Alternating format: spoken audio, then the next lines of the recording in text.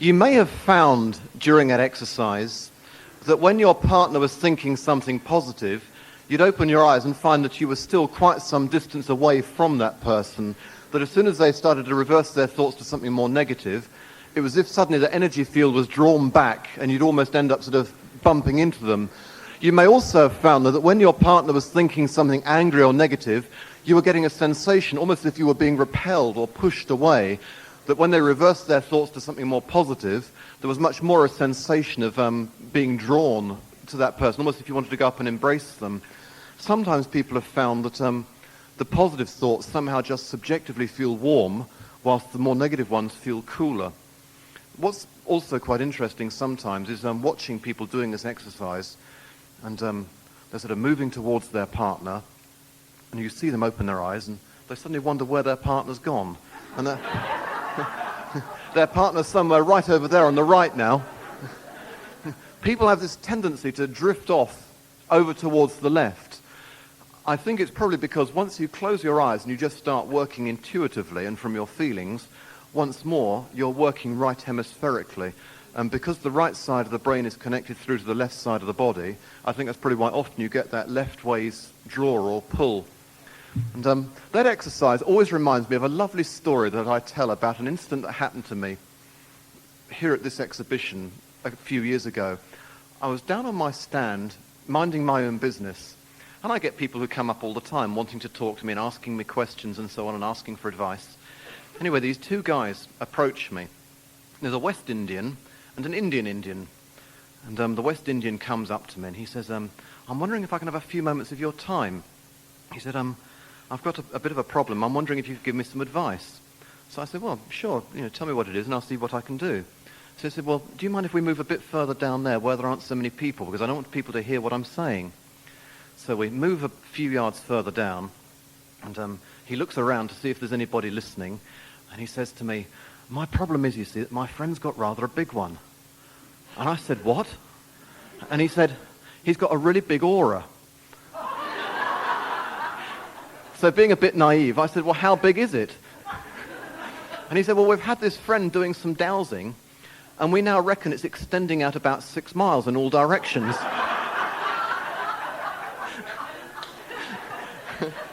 So he said you can imagine that he's getting a lot of sort of psychic disturbance with people going backwards and forwards through his aura. He said, we managed to sort out half of it, so he said, we were wondering if you got any advice as to what to do with the other half. So I said, well, how did you sort out half of it? He said, well, we bought a seafront flat down at Brighton. And he said, that means now that half the aura goes out across the sea.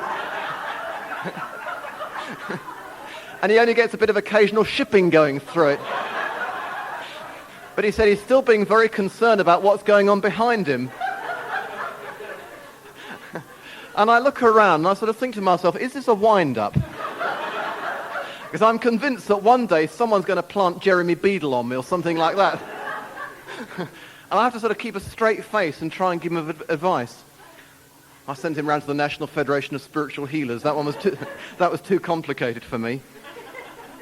Anyway, that exercise always reminds me of the 6 Mile Aura.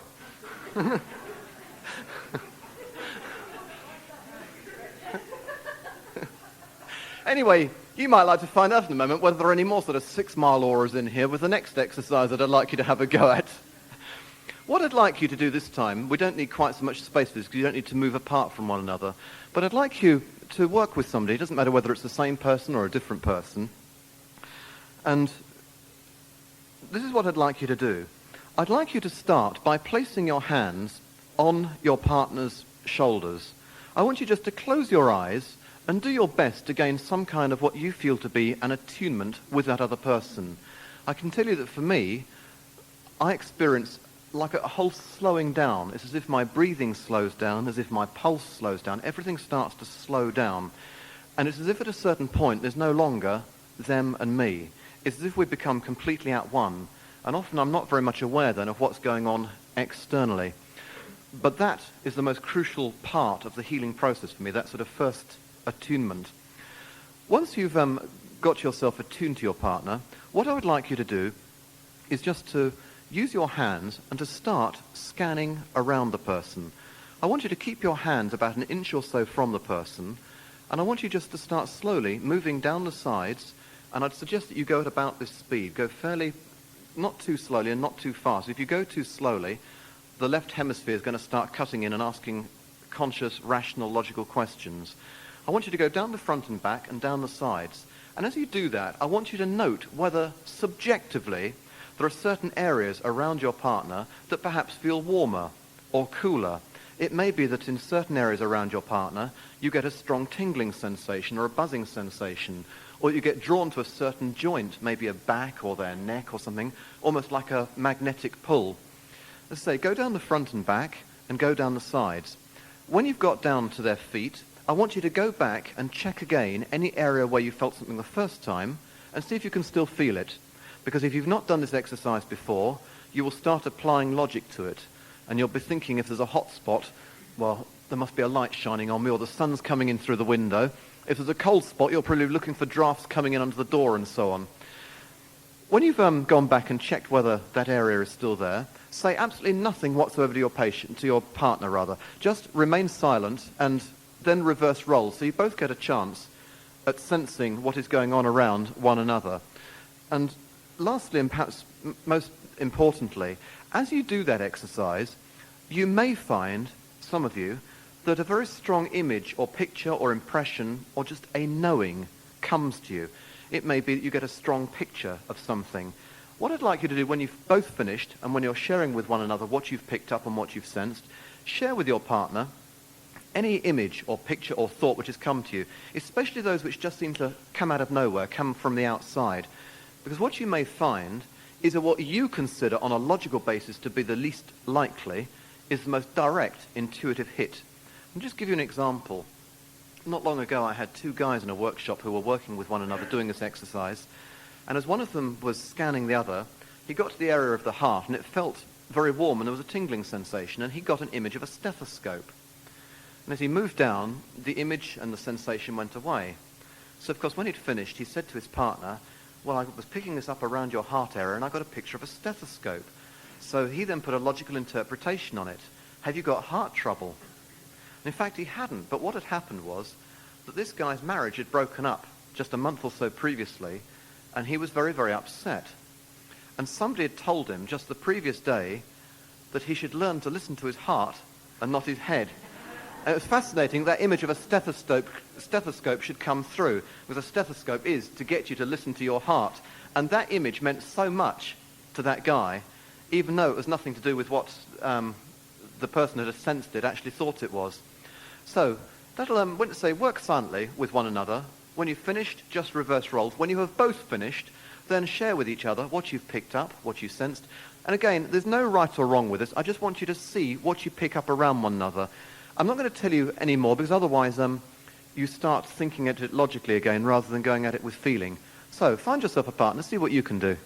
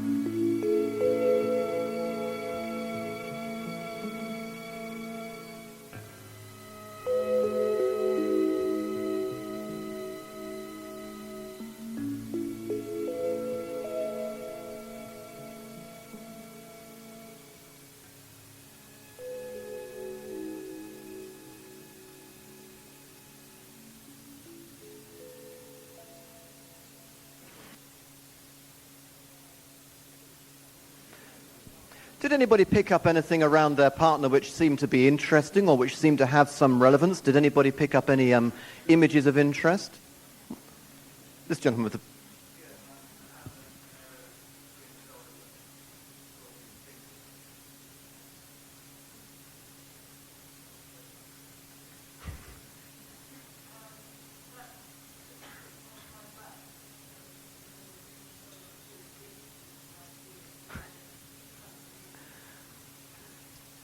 And you picked that up with tingling. Maybe it'll go away now. Who else picked up anything of interest?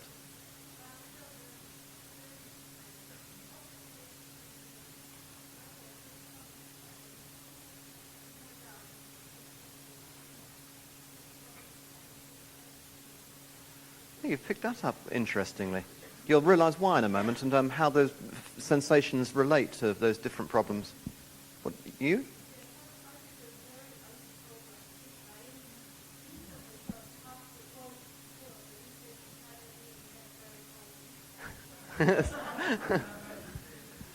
Pardon? Yeah. It's funny. It's exactly what I said, that you'll try and apply logic to it and think, well, it's because you're down near the floor or...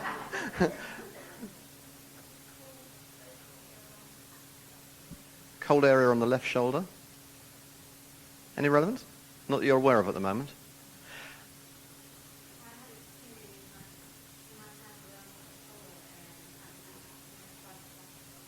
You've picked that up well then. How many people, as a matter of curiosity, have picked up an area where it felt quite warm or hot? So that's a lot of people. How many people have picked up an area where it feels colder or cool? Did anybody get the sort of tingling sensation or a buzzing or almost like a stabbing? Did anybody get a stabbing pain? Yeah? Your hand went numb? That's not part of the workshop.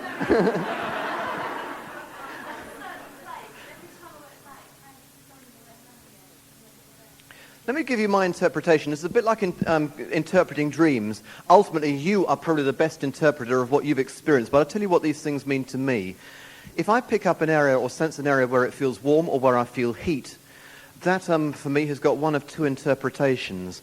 I find that most commonly, areas of the body that hold or store tension will feel warm, which is why a number of you may have found those warm patches were actually around your partner's neck or shoulders, places where perhaps we tend to store tension or stress. I also sometimes find that somebody will say to me when I've worked with them, oh, you had your hands in all the right places, it's just where the pains were. And I know that because, to me, again, pain always seems to feel warmer than other areas of the body. If, for example, somebody's got a back problem, I can always tell where the problem is, simply because there's going to be one area that's going to feel much warmer than the rest of it, and that's usually where the pain is coming from. The areas of cold are generally more, or in the past, have been more difficult for me to interpret. And again, I think there are probably two interpretations which may be interlinked. I find that sometimes those areas of cold are around parts of the body where there has been past injury or accident. And it may be, for example, that perhaps someone has got scar tissue inside, and that will then come across feeling cooler. So maybe someone has had an arm that's been broken at some point, and that arm may then feel cooler. I also feel very much that the body has within it some sort of energy grid system. I'm absolutely sure that there are links between healing and acupuncture. If you go to an acupuncturist with a problem in your liver, you may get a needle in your ear. And if I really follow my feelings, if I follow my intuition when I'm doing healing, where I place my hands may not have relevance on the surface to the part that's got the problem.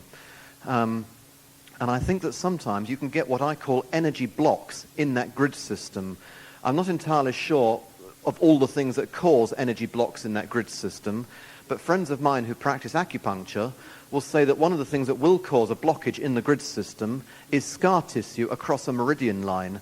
And if there's scar tissue across a meridian line, then either they have to resite the needle somewhere else in order to get the flow of energy down the grid system, or alternatively, they've found they have to make a sort of formation of needles in a zigzag pattern over the top of the scar.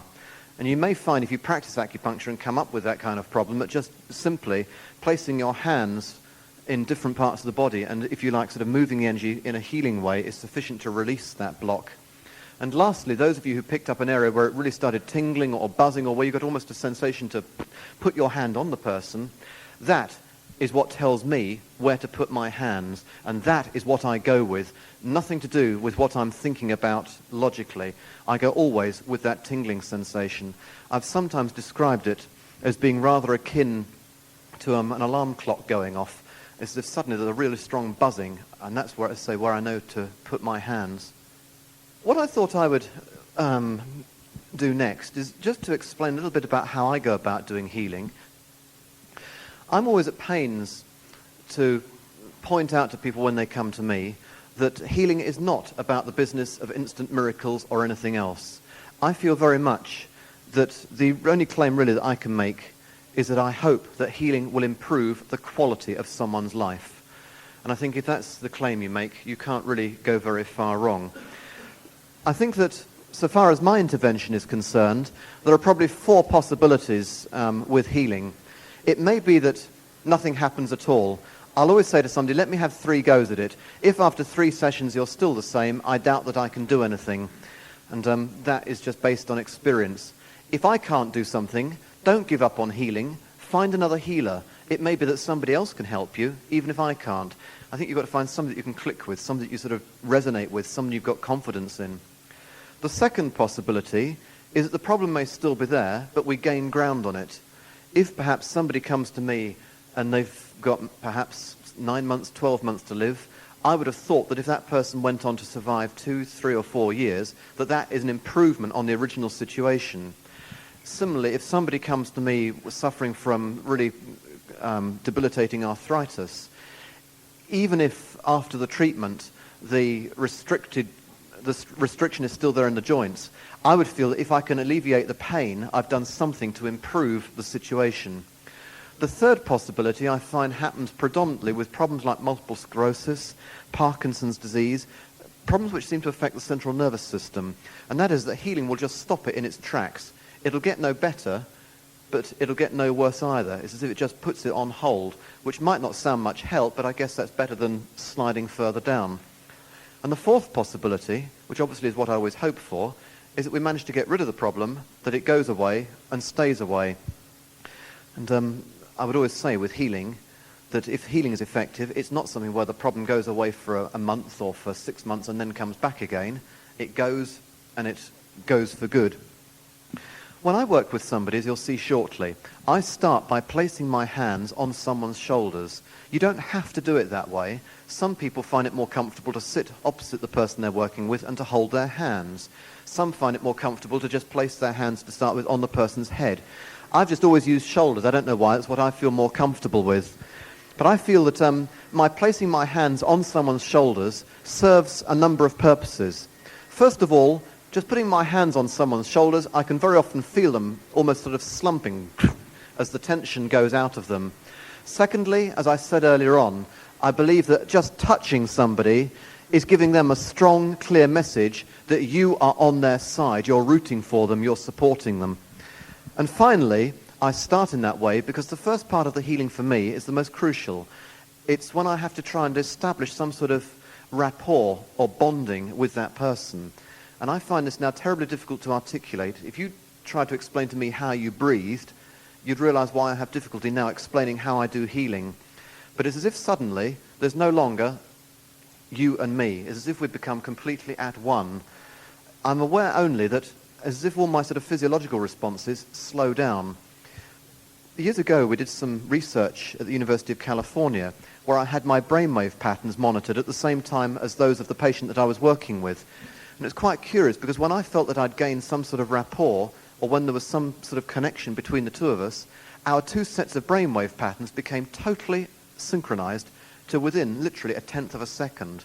And those synchronizations would continue for up to 30 minutes at a time, which makes me think that the sense of rapport which healers often experience is not entirely subjective. Something's happening physiologically as well. Other people have now reported exactly the same thing when they're doing healing, so far as brainwave patterns are concerned.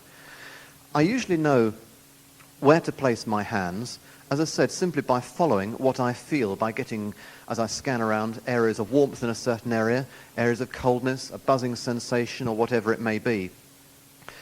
Once I've gained that initial attunement with somebody, I find that the next thing then that happens for me is that I start to get very strong images going through my head. For me now, it's rather like having a free ticket all the time to the cinema, because I close my eyes and woof, off go the images. It's like having a great big screen where I get these multicolored images. Sometimes the images are highly symbolic, sometimes they're much more literal, but they are spontaneous. So I don't sit there thinking to myself, what image should I use to heal this person's knee? What image should I use to heal this depression? The images just occur quite spontaneously. Once I've got that far, I think probably it doesn't really matter what happens after that, noise-wise or anything else. It is that first stage that is the most important. I usually know when I've done all I can in one go, either because I lose the sensation of warmth or tingling in my hands. Most commonly, I know when the healing has stopped because I find myself thinking verbally again. When I'm doing healing, I always get pictures and I'm always thinking visually. Maybe it again goes back to left and right hemispheric functioning. I don't know. I know from that also that sometimes the healing actually takes place within the first 90 seconds or so. But it's a bit difficult when someone's come for a half-hour session to say to them after sort of 90 seconds, right, that's your lot, out you go. I also find, and I don't know whether other people experience the same thing, that it's not really like just turning on a tap and having that energy blasting through. I get very much a sense that it's something that goes in waves. You can start to feel the energy building up and it go right to a peak, and as if then it sort of suddenly explodes or dissipates. It drops back down and then starts building up again.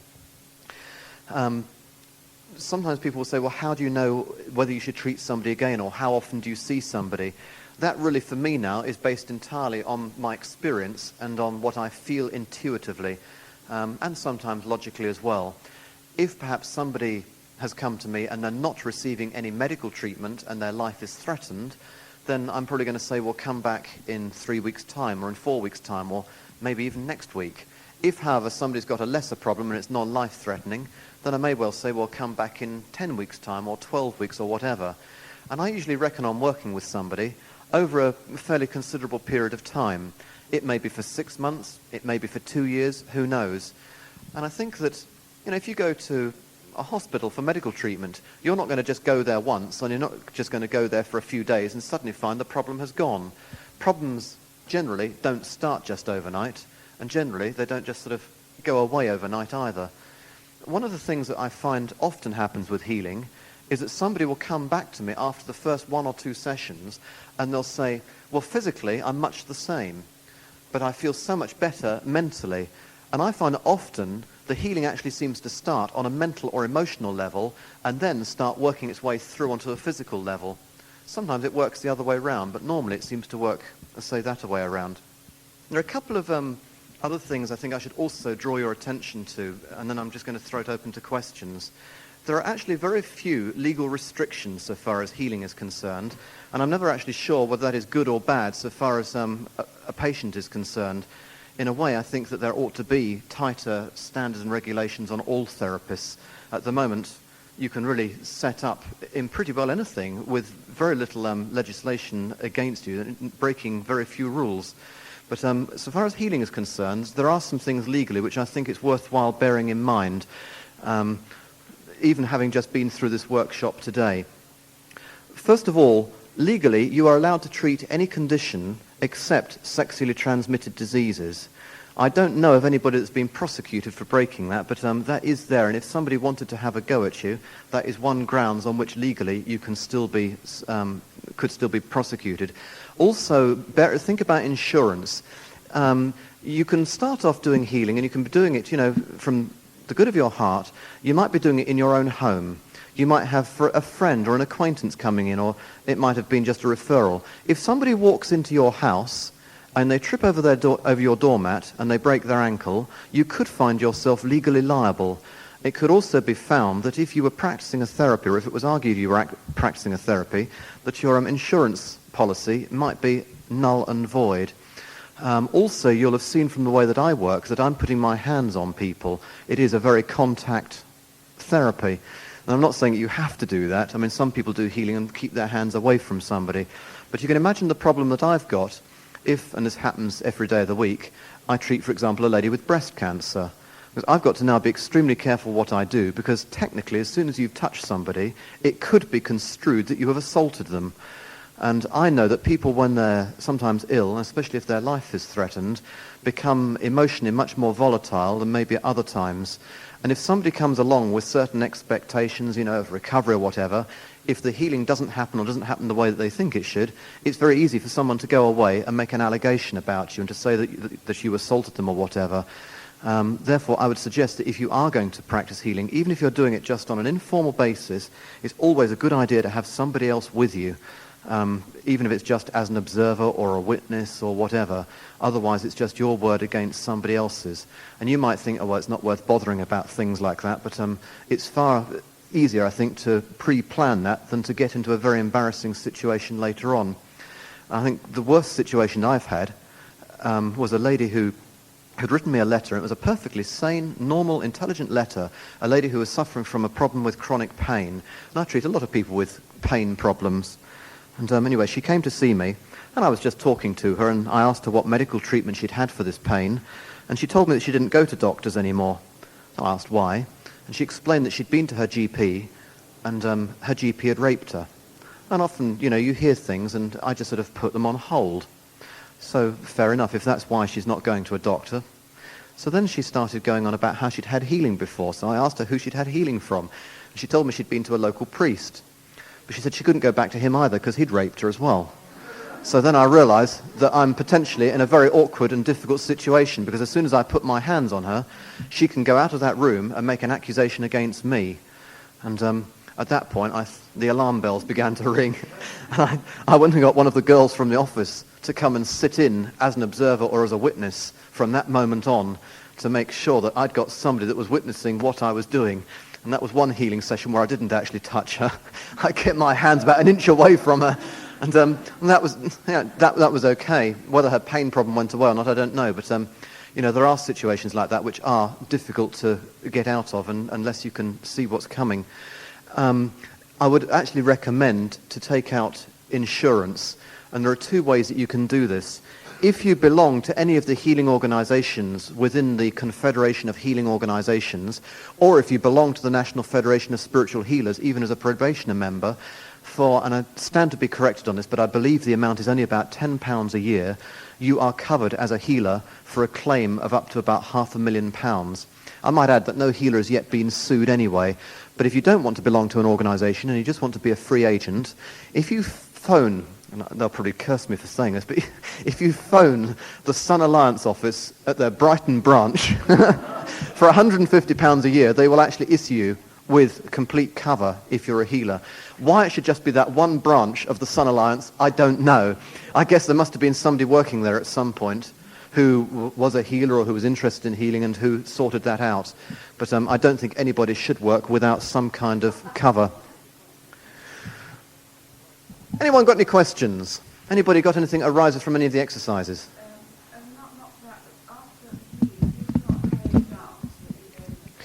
After the healing, do I not close down? Let me explain what I do to start with. As soon as I've got my hands on somebody, the first thing actually that I do is to use a form of what I call protection. I believe that if you're doing any kind of work where you're opening yourself up as a channel, and in that I include healing, I believe that you are opening yourself up to potential dangers from outside.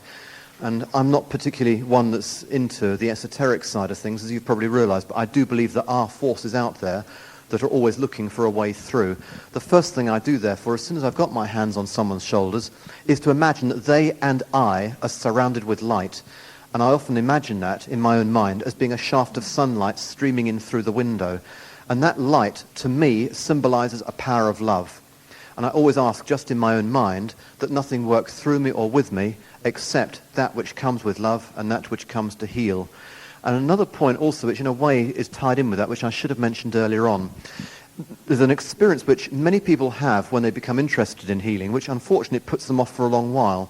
It may be that you've been to a workshop like this, and you've been to other people's lectures and so on, and you know quite a lot about healing, you've done a lot of these sorts of exercises, but you've never actually plucked up courage to go ahead and work with somebody. But then one day, maybe in your office or at home, somebody, a colleague or a friend, has got the most appalling splitting headache or really terrible stomach cramps or something. You don't like to see them suffering, so you go up to them and you offer your assistance. And you say, well, would you like me to see if I can do something to help you? And the person very enthusiastically says, oh, yes, please, anything you can do, I'd be really grateful. At that point, you're stuck. You can't go back now. So you start by placing your hands on that person. You close your eyes, and the first thing you feel, contrary to what I've told you about feeling heat and tingling, is none of those. The first thing you feel is dreadfully self-conscious. You think that everybody's watching you, and I tell you, I felt such a twit for about the first 6 months because it was totally alien to my upbringing and my nature to actually touch. And after a while, you get sort of accustomed to it. But anyway, there you are, feeling dreadfully self-conscious, and then this tremendous heat starts going through in waves, and you wonder whether you're having hot flushes or what's going on. And then after about what seems an eternity and is maybe 10 minutes or so, the thought starts going through your mind, how will I know when to stop? And you've got this idea that you could still be stuck on this person sort of several hours later, not knowing whether the healing's actually finished or not. Anyway, a few moments later, the person you're working with suddenly says to you that the pain has gone. You give a huge sigh of relief, but at this point you don't actually believe them. You now think they're saying that to be nice to you because they're as embarrassed about the whole thing as you are. Anyway, you go back to whatever it was you were doing, only to discover that half an hour later, you've got the headache. And that is something that's very common, which unfortunately puts a lot of people off healing. And let me tell you why I believe it happens, because if you know why it happens, you can, to a little degree, prevent it. The most common reason I believe why that happens is because most of us, unless we have been trained within the medical profession or within the nursing profession, I would suggest have probably very limited experience of trying to help anybody that really is suffering or in pain or sick. And I think if you see somebody in that sort of state, your first reaction very often is a gut reaction. You feel sorry for them. That, I believe, is where you make the first mistake. Because I don't think you can do healing effectively if you feel sorry for somebody. And there's now a lot of blank faces thinking, well, how can that possibly make sense? And I'll tell you why.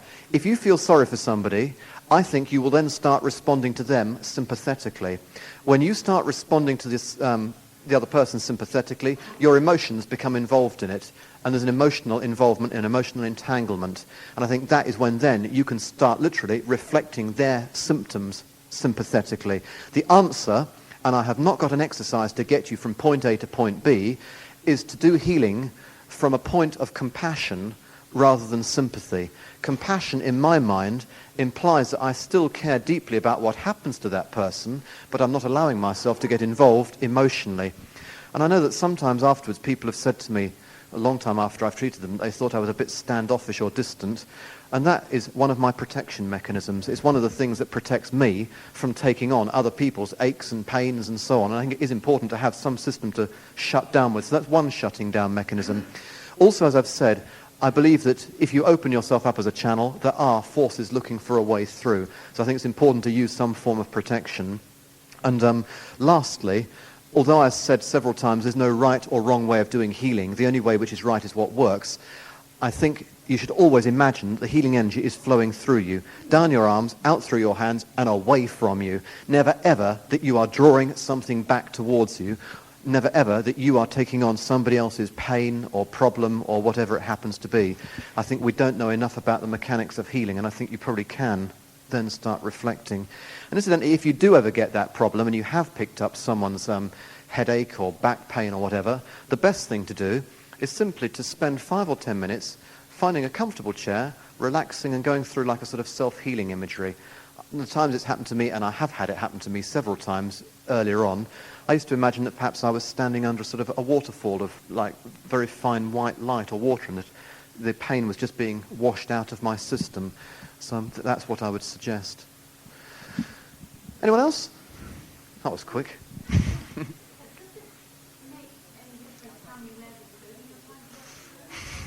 I love this question. Does it make any difference how many layers of clothing you're trying to work through? I'll tell you one thing. If you ever go to a healer and he asks you to take your clothes off, get out fast. I think healing is probably one of the therapies where you don't actually need to take your clothes off and where you can work through clothing. Let's face it, healing works at a distance. If you can do absent healing, I'm sure you can work through sort of an inch or so of woolen clothing around somebody. The only time that I ever get somebody to take something off is if maybe I'm treating somebody's neck. Women have a habit of doing this and turning up with great big chunky necklaces. Because I've got my hand on the back, and either the clasp falls to pieces under my hand, or they end up with an impression of this necklace in the back of their neck. And sometimes I find also big belts can be difficult to work through. But other than that, no, I don't think it makes any difference with clothes at all. What about metal on the body? I believe in kinesiology that one of the first operating forces for every metal. I often take off my watch. I didn't actually today, but often I take my watch off. But I don't know why. I just feel uncomfortable with it on very often when I'm doing healing. I wouldn't necessarily go so far as to get anybody that I was working with to take off metal or rings or watches or whatever. A lot of people do. A lot of people feel they can't relax properly until they've got their spectacles off and their rings off and their watches off and so on. But I do actually caution people quite often to take off their watches because they have a habit of doing funny things after healing. And I've got so many cases now of people that have had a wristwatch on while I've been treating them, and they've sort of gone down to the gardens afterwards to sort of wander about for half an hour and looked at their watch and found it stopped at the time that I was treating them. Another one that also happens frequently, this is ever so funny, it must be that healing for some people charges them with some kind of electric charge. And I've got several people that have got into their car and they've switched on their car radio or tape player and it's just gone bang. And the funniest one of all was a lady who I was treating last year who went into the lighting shop on the other side of the street after I treated her, and the first lamp she touched, it blew, and it blew the entire line.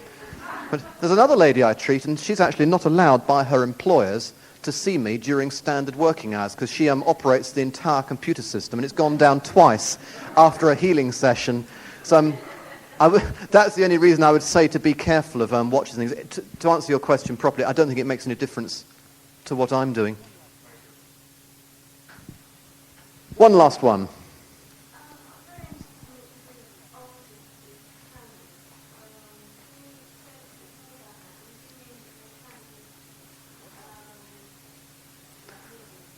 What do you're interested in artists being channels. Do I mean like mediums? I could actually give you a whole 1.5 hour answer to that, which I won't. But no, I think the whole question of creativity is very interesting. Where really does creativity come from? Does it really come from within us? Or are we instead tapping into some outer source? And I tend to feel increasingly that we are possibly tapping into some outer source, and it is more like a process of channeling, or of, I wouldn't use the word mediumship necessarily, but it's not just art either, it's even with inventors. You know, you hear of an inventor who's been beavering away at a problem, and suddenly one night shouts out, "Eureka!" only to discover that somebody else has shouted out "Eureka" on the other side of the world at exactly the same time. And the more I look at things, the more I begin to wonder whether in fact all of us are merely attuning ourselves to some greater consciousness or some sort of universal reservoir of knowledge or creativity. Anyway, I hope that I've managed to impart something of use to some of you. And what I would say at the end really is that, as I always say, anything that I say is completely useless. It only actually has any use if you go away and do something with it and put it into your life. Thank you very much.